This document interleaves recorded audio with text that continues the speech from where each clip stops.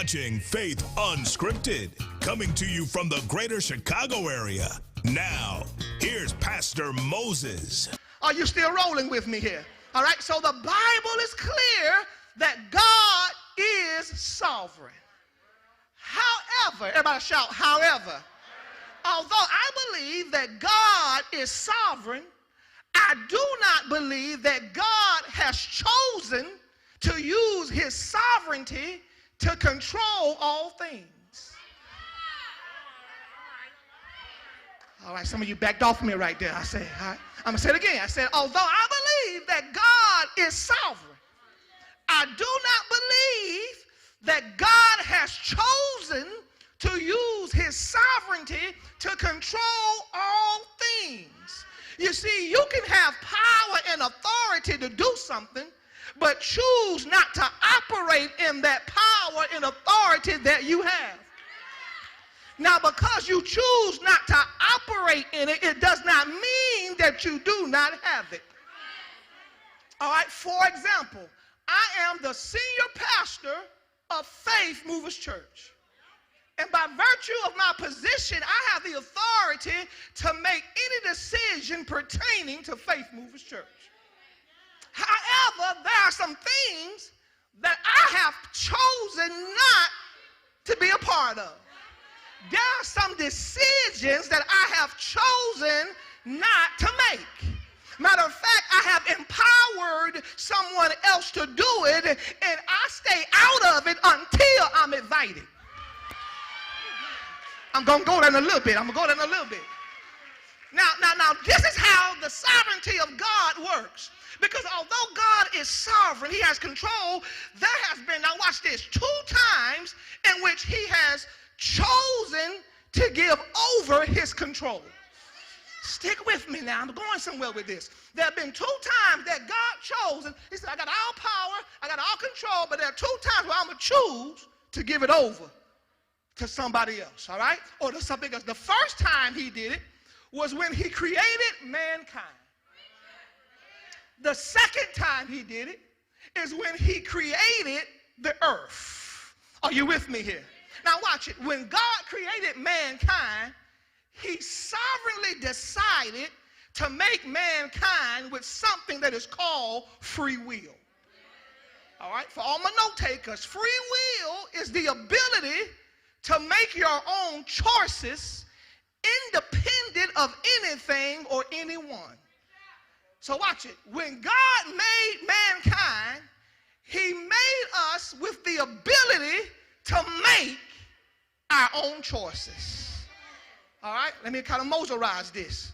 We were not created as robots, being controlled and manipulated in all we do. God did not want robots. He wanted a relationship. He wanted a relationship that was based on choice and not force. Yeah, he wanted a relationship, stick with me now, that was based on what? Choice and not force. Because some of you know, if you're going to have an authentic relationship with someone, if you have to force them to be with you.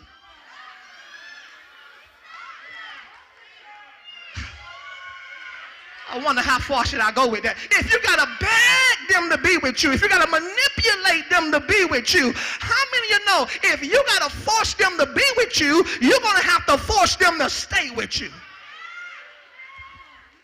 Are you hearing me here? You see, when it comes to God, God will order your steps, but not make you walk in his path.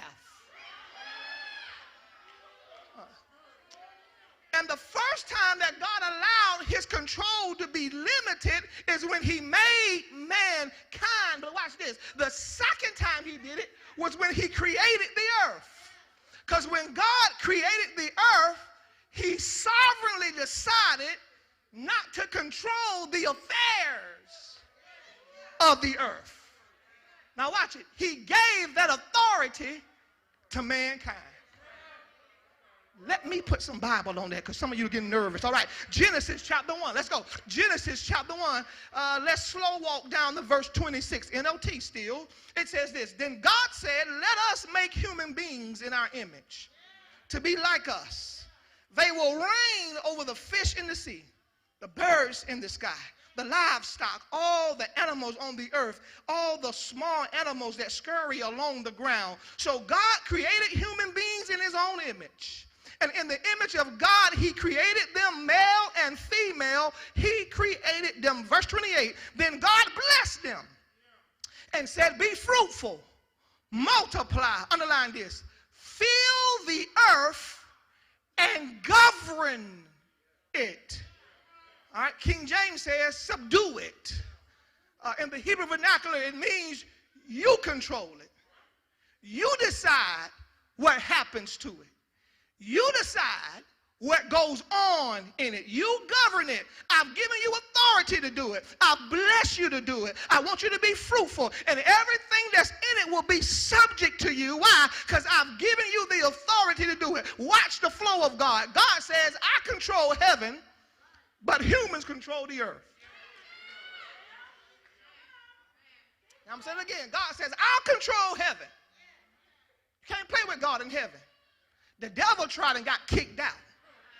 He controls heaven, but when it came to earth, he says, I want mankind to have authority over the earth. I mean, let's just get practical. Think about it. If you say, well, God is in control even over everything in the earth, let's be honest. You can make an argument, if God's in control over the earth, he ain't doing a real good job. He messed up 2 weeks ago with that hurricane Ida that came through here. God, stop it in the water. Stop it before it starts circulating. Stop it before it hits land. You in control. Stop it. Don't let it kill innocent people. Stop it. Heck, if God's in control, why did that little 13-year-old girl get killed in Chicago yesterday? God knocked the gun down before they pushed the button. God, give them a heart attack, make them die before you're in control. And don't forget all of that. God knocked the fruit out of Adam's hand.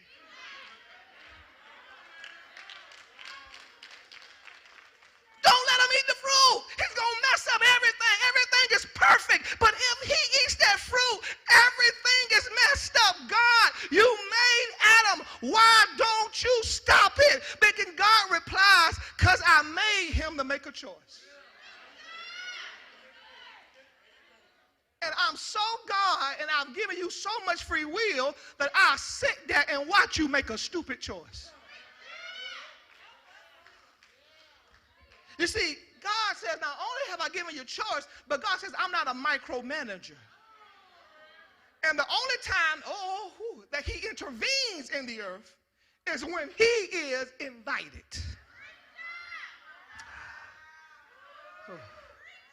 It's a side note.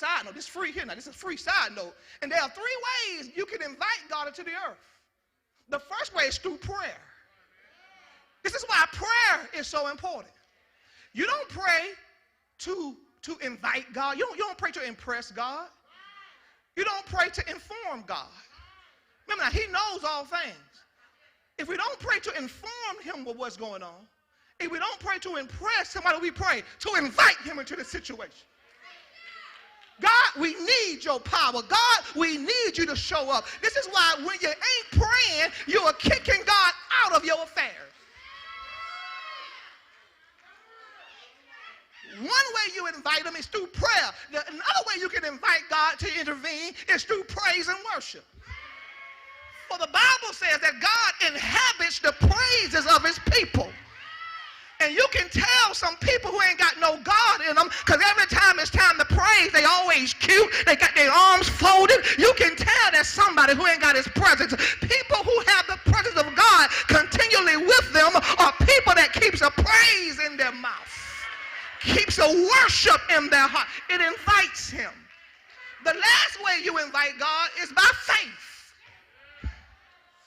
God is attracted to faith.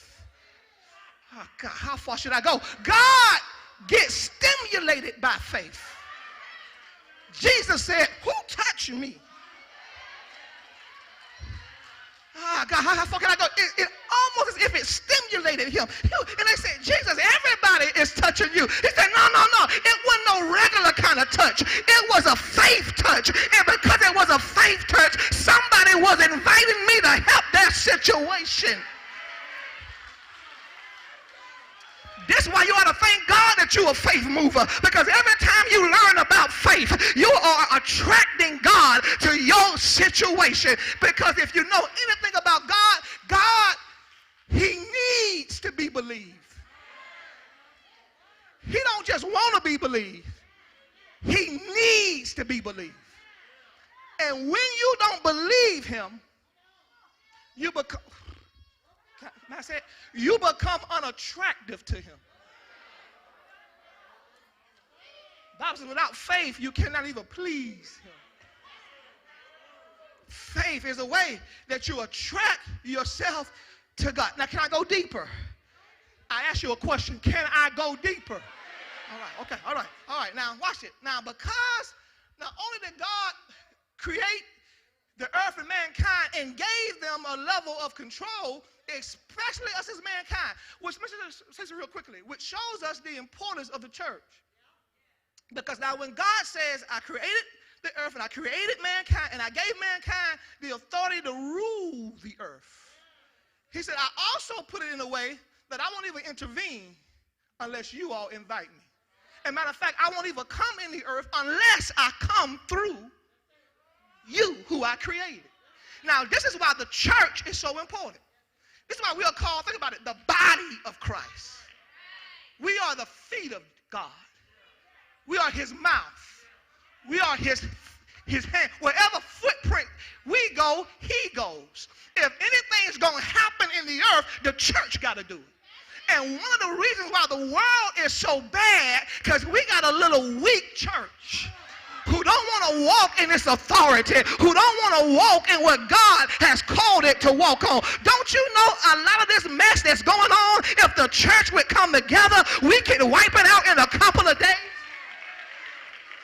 Come on, don't you know if we start standing up and coming together and saying, I know who we are, the government don't run this earth, God run this earth, and we represent him, and anything he's going to do, he's going to do it through us. It's got to come through us. Can't no decision be made unless it comes through us. If the church did that, a lot of stuff would be quickly wiped off the map.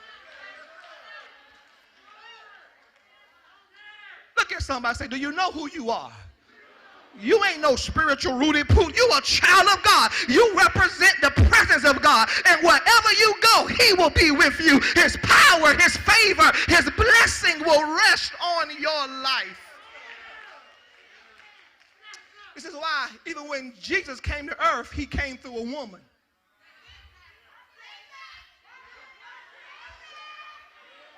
Why? You come through a woman because I'm going to respect my process. So I put a process in the earth. I got to either come through a woman. If God in the flesh going to get the earth, he says, that's my order. Somebody shout, that's my order. So now, everybody say so now.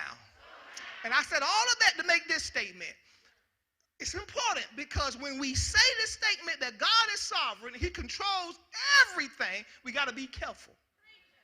Because yes, God is sovereign. He has all control.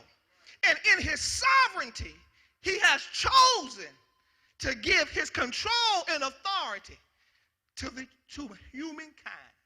Now, this is very important because when we think that God controls everything, it is easy to blame him for everything.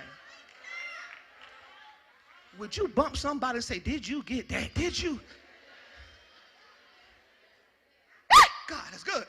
I said, when you have the mentality that God controls everything, it becomes easy to blame. It's almost a cop-out almost. That I don't have to take no responsibility for nothing. Because it's all on God. Are you hearing me here? And by doing this, we fail to realize that some things that happens to us, God has nothing to do with it. But if we fail to realize this, we will end up blaming God for stuff he's not responsible for. which will cause us to have an unfair image of God that can negatively impact our relationship with him. Now, this is what happened to a lot of people. They've been misinformed. And they believe that everything bad that happened, God did it to them. It was God's fault. So it has created this unfair image of who God is. So when you say God is good, in their head, too scared to say that loud, in their head they say, he ain't been good to me. So when we're praising God and you're excited, they can't understand it. Because they're like, what God you serving? The God I'm serving ain't creating nothing but hell for me. The God I serve has been unfair to me. The God I serve has put me through hell and high water. I can't shout over a God like that. Do you see the unfair image that impacts their relationship with God in a negative way? So let's just end today by answering the question, all right? Pastor, why certain tragedies, trials, and troubles happen in life? Give your boy 7 minutes, all right? All right, here goes the first one. The first reason why some stuff happened to us that's bad, number one, is because disobedience to God's order. See, here we go. Sometimes bad things happen in life because we have deliberately disobeyed God's way of doing things. You see, God has established laws and principles to govern life and earth. But when we don't heed to them, we put ourselves in position for bad things to happen. Hear me good. There's always a negative consequence to disobeying God. You got to write that down. There's always a negative consequence to disobeying God. You see, God's order is for our protection. It's not to stop us from having a good time. It's not to kill our swag. Look at me good, I promise you. God's order is for our protection. Remember now, he created the earth. He created us. He knows how it works. He knows what's good for us. He knows what's bad for us. God would have told us, don't play with that. It caused corona. Don't do that. It caused corona. And if that gets out, it's going to be a mess. But when you don't heed to his way of doing things, it positions you for bad things to happen to you. Are you still with me here? All right, very quickly, go to Deuteronomy 28. Deuteronomy 28, verse 1. NLT. It says this: if you fully obey the Lord your God, carefully keep all his commandments that I'm giving you today, the Lord your God will set you high above all nations of the world. You will experience all these blessings if you obey the Lord your God. Your towns and your fields will be blessed. Your children and your crops will be blessed. The offspring of your herds and flocks will be blessed. The fruit baskets and breadboards will be blessed. Wherever you go and whatever you do, you will be blessed. God says, if you respect my order, you will be blessed in the earth. Can't nothing stop you. Skip down to verse 15, same chapter 28, Deuteronomy. He says, but if you refuse to listen to the Lord your God, and do not obey all the commandments and decrees that I'm giving you today, all these curses will come and overwhelm you. Your towns and fields will be cursed. Your fruit baskets and breadboards will be cursed. Your children and crops will be cursed. The offsprings of your herds and flocks will be cursed. Wherever you go and whatever you do, you will be cursed. Now watch it. Look at me. God created this earth. God created you. He knows what's good.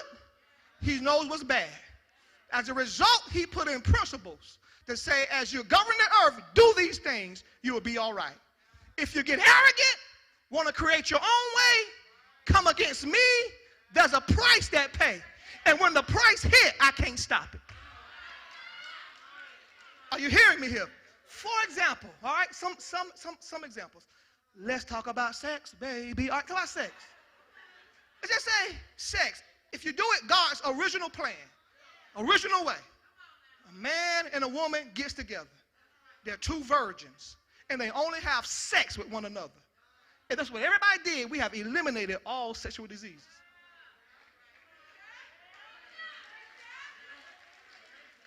It's been eliminated. Why? Because you did it perfectly towards the plan. Now, we know what things ain't perfect, but I'm saying if you stick to the original plan, he says, if you do it my way, don't get caught up in the world's way, you do it my way, that's there to keep you safe. Because I know if you start mingling too much, things will, I made the body, I know how it works.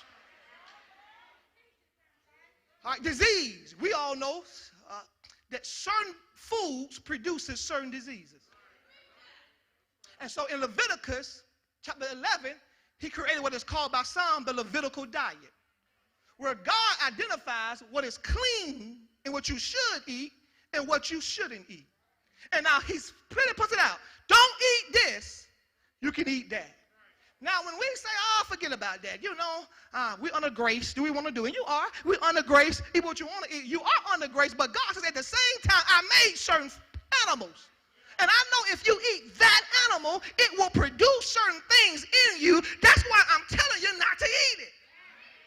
But when you say, I'm going to do what I want to do, you open yourself up for certain diseases to get to you. And God is sitting there saying, I gave you the order. Y'all don't like it. He says, but I can't do it. All right, climate change. God says, I put humans to be in charge of the earth, to protect it, but now it's falling apart. He says, why? He said, because y'all got lazy. Think about it in God's original plan. God says, I gave you 2 legs to walk. But y'all got lazy and built cars. Just imagine, if we walk everywhere, number one, we ought to be healthier. But we built cars that overheated the earth, produced climate change. Now we created hurricanes, all kind of stuff. The earth is melting in certain parts because God said y'all was in charge of the earth, but you went buck wild. And now the earth is groaning, it is moaning, it is punishing us, it's hitting us back because we went against God's order.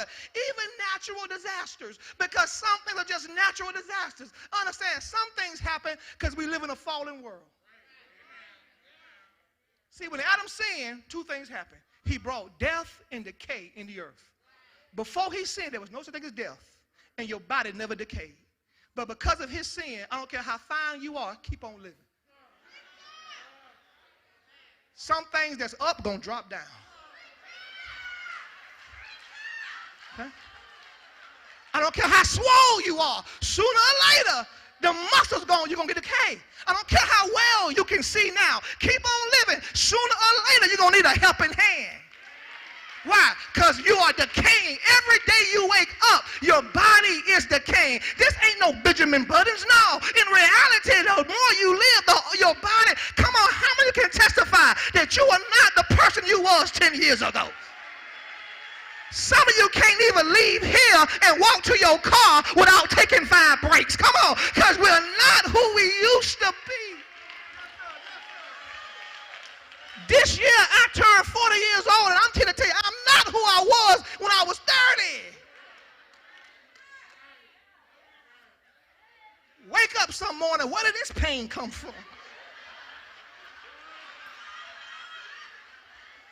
Find out muscles you didn't even know you had. Why didn't you even know I had this muscle?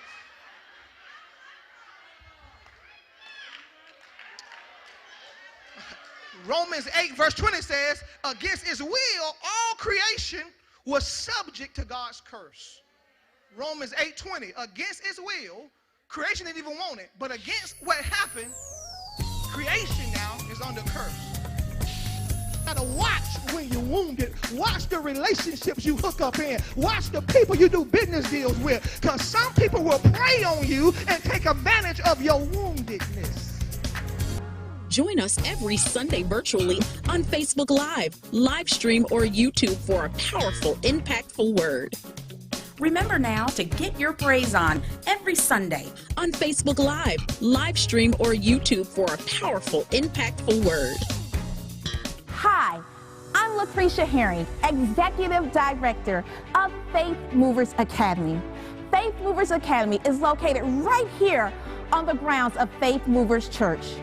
Born out of our senior pastor, Pastor Moses B. Herring Sr.'s vision to have a Christian academy that marries spiritual growth and development and academic rigor, Faith Movers Academy provides for a Christ-centered, personalized educational experience that is both fun and creative. And we want you to be a part of that experience. If you have a scholar that is pre-K, ages 3 and 4, or if you have a scholar that is in grades K through 5th grade, we would love to see you here. Why don't you visit us at www.faithmoversacademy.org or call us at 708-279-1012. Remember, Faith Movers Academy, where we're building faith, developing scholars, and revolutionizing education. We'll see you soon. Faith Movers Academy wants to be part of your child's educational journey. At FMA, we believe every child is a scholar and every scholar has a divine purpose and gift from God. Birthed out of the vision of our senior pastor, Faith Movers Academy is an innovative, Christ-centered, culturally relevant academic institution that believes in personalized learning. At FMA, we believe in hands-on learning, exploring our world through field trips, and giving each scholar an educational experience tailor-made for their learning style. At FMA, Faith Movers Academy will serve children ages 3 to 4 and offer grades kindergarten through 5th grade. Registration is open. Drop by for a tour or come to one of our many open house opportunities. Support the vision. For more information, go to www.faithmoversacademy.org or call 708-279-1012. Remember, Faith Movers Academy, where we are building faith, developing scholars, and revolutionizing education. Join the movement. Thank you for watching Faith Unscripted with Pastor Moses. If you're ever in the greater Chicago area, Pastor Moses would like to personally invite you to see him live at Faith Movers Church. Faith Movers Church is located 25 minutes from the city of Chicago at 425 Exchange Street, University Park, Illinois, 60484. You can join us every Sunday at 11 a.m. and on Wednesday at noon and 7:30 p.m. We know this will be a transformational experience. Once again, thank you for watching Faith Unscripted with Pastor Moses. And remember, whatever you do, be a faith mover.